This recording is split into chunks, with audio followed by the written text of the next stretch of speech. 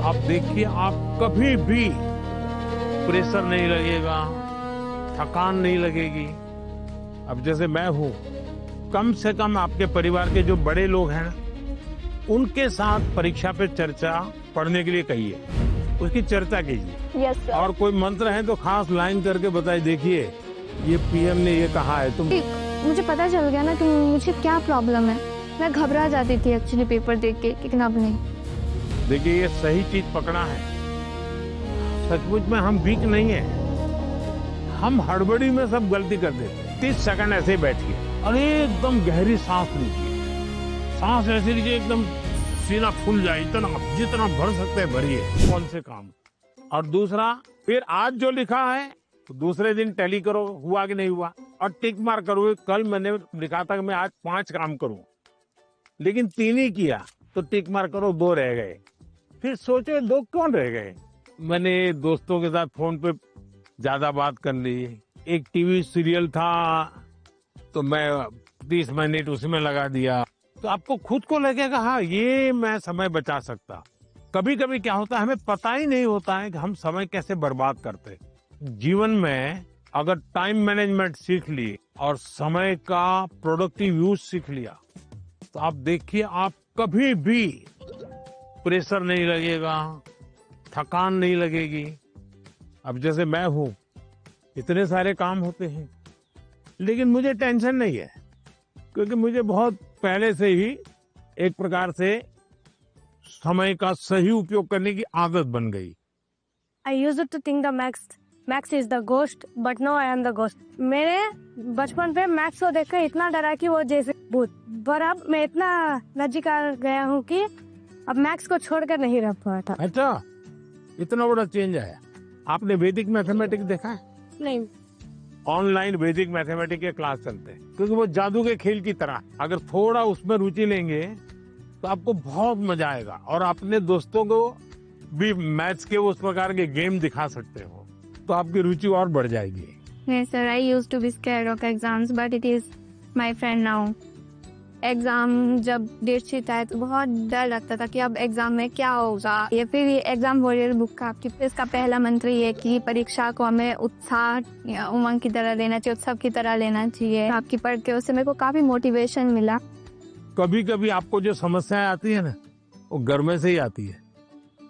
तो जो चीज इसमें से आपको काम आई है, वो चीजें उनके काम भी आएगी। कम से कम आपके परिवार के जो बड़े लोग हैं उनके साथ परीक्षा पे चर्चा पढ़ने के लिए कहिए, उसकी चर्चा कीजिए। Yes sir. और कोई मंत्र है तो खास लाइन करके बताइए, देखिए ये पीएम ने ये कहा है, तुम पढ़ो। सर मेरी मम्मी ने सारे मंत्र पढ़े और मम्मी बहुत खुश हुई। देखिए आपकी ताकत बढ़ गई। I used to be Scared of low marks, but now it is my friend. So पहले ऐसा था कि मतलब हमें लगता था कि मार्क्स ही सब कुछ है। एग्जाम्स के बाद हमारे मार्क्स कम आते थे, तो ऐसा लगता था कि अभी मतलब सब कुछ एंड हो गया। पर जब हमने बुक पढ़ा तो मतलब आपने जैसे लिखा था, एग्जाम सिर्फ एक लाइफ का प्रिपरेशन है, और आपने हमें डॉक्टर एपीजे अब्दुल कलाम का एग्जाम्पल दिया। हाँ, याद है आपको। मतलब उन्होंने फेलियर किया, पर अगर वो फिर ट्राई नहीं करते तो हम लोगों को मतलब मिसाइल मैन ऑफ इंडिया नहीं मिलता। तो उसके बाद मुझे सीख मिला है कि एग्जाम के मार्क्स कुछ नहीं है, मतलब अगर हम लोग फिर ट्राई करेंगे तो और अच्छा और बेहतर कर सके। अच्छा, अभी तुम्हारा टेंशन कम हो गया, तब कोई नई चीज सीखने का मन करता है? Yes sir. गाना सीखूं, बजाना सीखूं, ऐसा कोई नया विचार है? पेंटिंग सीखूं, यस सर। ऐसा समय मिला तो कर रही हो? हाँ सर, अब मतलब पोएम लिखता पोएम लिखता है? अच्छा, स्टार्ट करेगा। हाँ। I used to be scared of presentations, but now it's one of my friend. जैसे आपकी तरफ है देखा है कि आप कितना जैसे वो कॉन्फिडेंस है, और ये बुक भी मैं पढ़ता है। अभी मैं कॉन्फिडेंस में है, और ये परसिस्टेंस की जब मैं फेल करूँगा तो मैं क्विट नहीं करूँगा, मैं फिर से तैयार करूँगा। तो मैं अभी जैसे आगे में मैं ये प्रेजेंटेशन कर सकता है। तो अभी हिम्मत आ गया। इसलिए सब मान लीजिए फुटपाथ पर गरीब महिलाएं सामान बेच रही और इतने में कोई झगड़ा हो गया, तो वो गरीब महिला जिसने कभी टीवी को जवाब नहीं दिया, आपने देखा होगा वो कितना बढ़िया इंटरव्यू देती है। कैसे हुआ, क्या हुआ, कैसे हुआ, कारण क्या है? जो चीज उसने अपने अनुभव में आंखों के सामने देखा, लाग लपेट नहीं, झूठ बोलना नहीं है, तो एकदम से सरलता से वो बता देती है। ये कॉन्फिडेंस कहां से आया? सच्चाई के कारण आया। आपका भी कॉन्फिडेंस कैसे आया? उस सच्चाई से आया कि जो मैं कर रहा हूं, मैंने जो किया है, मैं जो कह रहा हूं, मैं सही कर रहा हूं। मैं डरती थी कि पेपर देते टाइम मैं घबरा ना जाऊं, स्पेशली लिटरेचर में देखती थी ना लेंदी, उसी में घबरा जाती थी बुक पढ़ने के बाद। अब मुझे लगा नाउ आई कैन, अब मैं नहीं घबराऊंगी, अब मुझे प्रैक्टिस करना है, लिख लिख के और प्रैक्टिस करूंगी ताकि मैं घबराऊं ना इतना लेंदी पेपर, और मैं ज़्यादा स्पीड से और तेज़ी से लिखने की कोशिश करूंगी। मैं अपना हैंड राइटिंग सब कुछ इम्प्रूव करूंगी। वो एकदम कॉन्फिडेंस आ गया। अभी देखती हो बाद में तो गलती नहीं पकड़ में आती। बिल्कुल नहीं, क्योंकि मुझे पता चल गया ना कि मुझे क्या प्रॉब्लम है। मैं घबरा जाती थी एक्चुअली पेपर देख के, लेकिन अब नहीं। देखिए, ये सही चीज पकड़ा है। सचमुच में हम वीक नहीं है, हम हड़बड़ी में सब गलती कर देते हैं। कुछ टेक्निक काम आती है। मान लीजिए ऐसा पेपर है ना, चुपचाप 30 सेकंड ऐसे ही बैठिए और एकदम गहरी सांस लीजिए। सांस ऐसे लीजिए एकदम सीना फूल जाए, इतना जितना भर सकते हैं भरिए, और फिर धीरे से उसके सांस को निकालिए। आपका मन एकदम से अलग हो जाएगा। फिर उसकी ओर देखिए तो आपको नई चीज हाथ लग जाएगी, सही चीज हाथ लग जाएगी।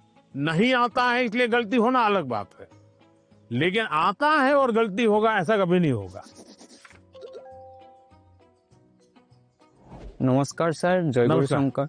मेरा नाम मृदुमलय बर्मन है।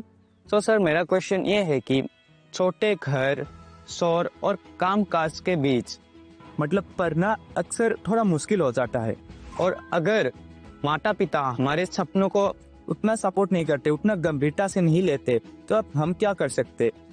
देखिए, मैं बताता हूँ। मैंने एक वीडियो देखा था सोशल मीडिया पे जो मेरे मन को छू गया था।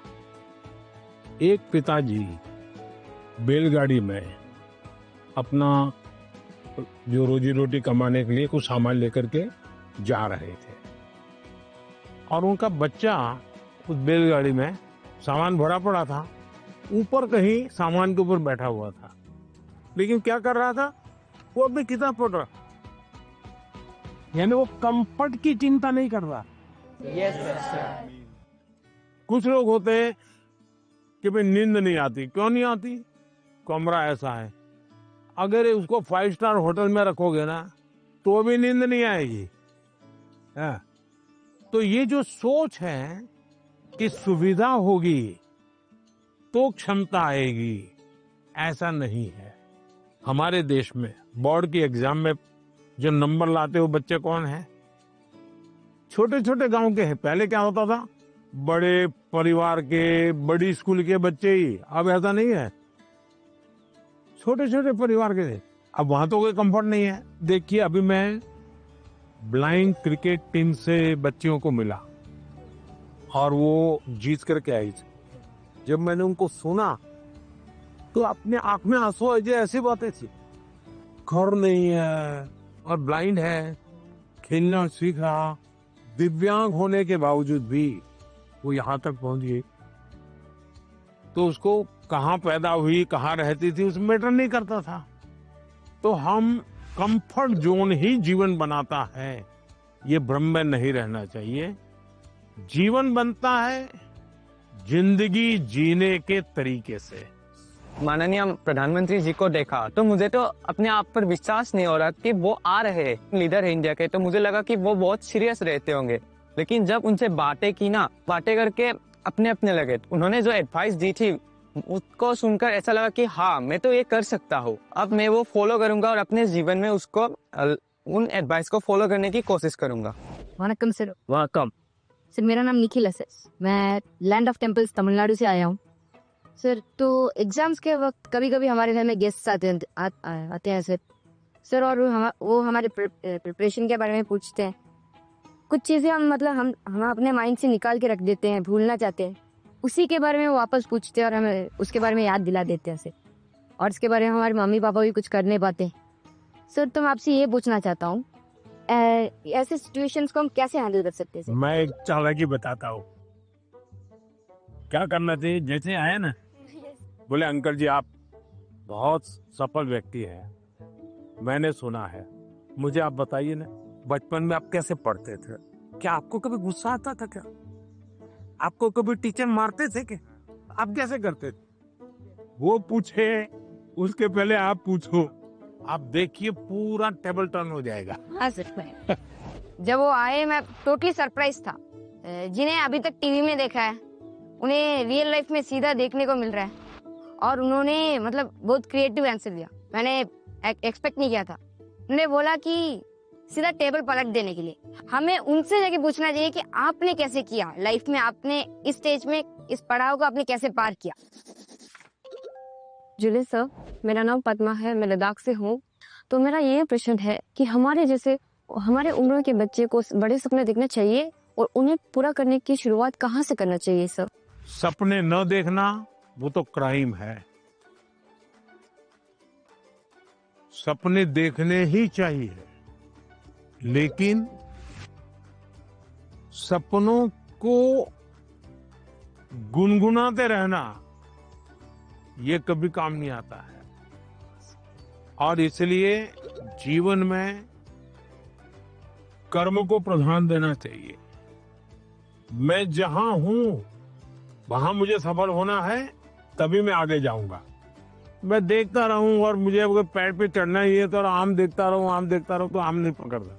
अब जैसे मान लीजिए हमारा मन कर गया कि मुझे एस्ट्रोनॉट होना है और मुझे चंद्रमा पे जाना है, तो फिर मुझे पढ़ना चाहिए कि भाई पहले एस्ट्रोनॉट कौन हुए, उनकी बायोग्राफी क्या थी, ये स्पेस होता क्या है। धीरे धीरे उसमें रुचि हमारी बढ़ानी चाहिए। फिर टीवी पे कोई कार्यक्रम है तो उसको खाद देखना चाहिए, तो आपको खाद पानी मिलता रहेगा, हैं, आपको फर्टिलाइजर जिसको कहे मिलता रहेगा, तो वो विचार आपका पनपेगा। औरों को बताने से फायदा नहीं होगा। कभी कभी हम बता देंगे भाई मजाक उड़ाएंगे, ये तो एस्ट्रोनॉट बनने वाला है। तो हमारे मन के सपने पब्लिक नहीं करने चाहिए, लेकिन लिख करके रखने चाहिए। मैं बहुत नर्वस थी क्योंकि मेरा ये लाइफ का पहला एक्सपीरियंस था परीक्षा पे चर्चा पर। बट जैसे प्राइम मिनिस्टर मेरे सामने आते ही मेरा पूरा नर्वसनेस एक्साइटमेंट में बदल गया था। Sir, I have a question कि हम जो बड़े सपने देखते हैं उन्हें हमें पूरा करने के लिए रोजाना कौन सी एक छोटी सी हैबिट या कौन सी एक आदत अपनानी चाहिए जिससे हम अपने सपने के नजदीक पहुंचते जाएं? एक तो मुझे लगता है कि हमने बायोग्राफी पढ़नी चाहिए, बड़े जो